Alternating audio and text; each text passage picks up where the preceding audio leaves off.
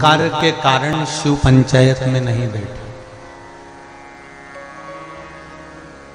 बहुत ध्यान दीजिएगा जरा।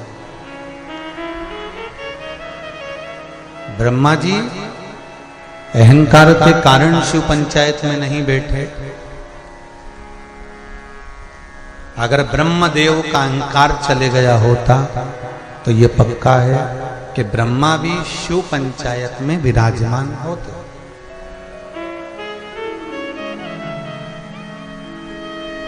यदि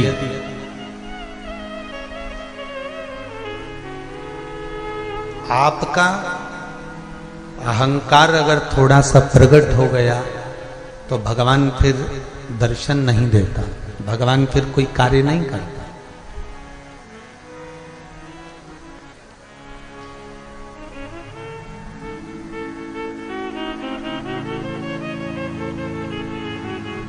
बहुत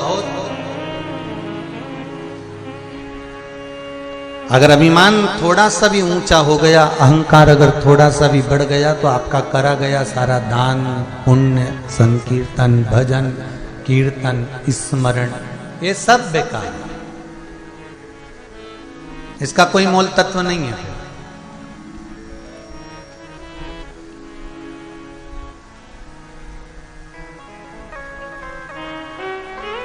समय आया, ब्रह्मा जी के अहंकार के कारणवश ब्रह्मदेव स्वयं शिव पंचायत के सदस्य नहीं बन पाए, पर 5 में गणेश जी, विष्णु जी, शिव जी, दुर्गा भवानी और 5वें नंबर पर है सूर्य नारायण भगवान। सूर्य नारायण भगवान का नंबर तो बाद में आया है, आखिरी में।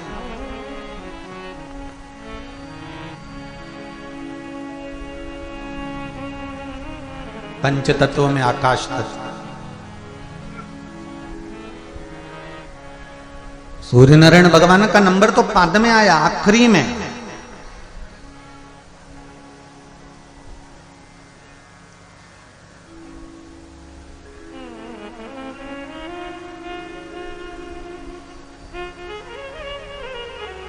कश्यप ऋषि और अदिति माता के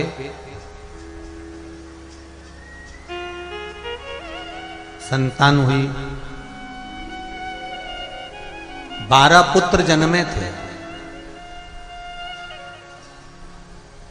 और 12 पुत्र में से सबसे बड़े थे सूर्य नारायण भगवान।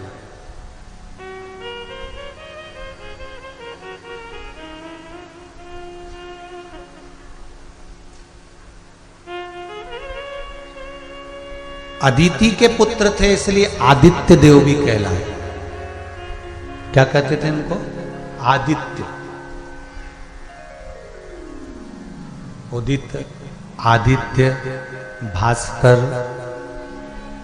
ये सब नामों से शिवजी ये सूर्य नारायण भगवान को माता अदिति पुकारा करती थी। ये जितने भी नाम थे ये माँ अपने पुत्र को जैसे पुकारती है, अपने पुत्र से जैसे कहती है, वैसे ही माँ अपने पुत्र को पुकारा करती है।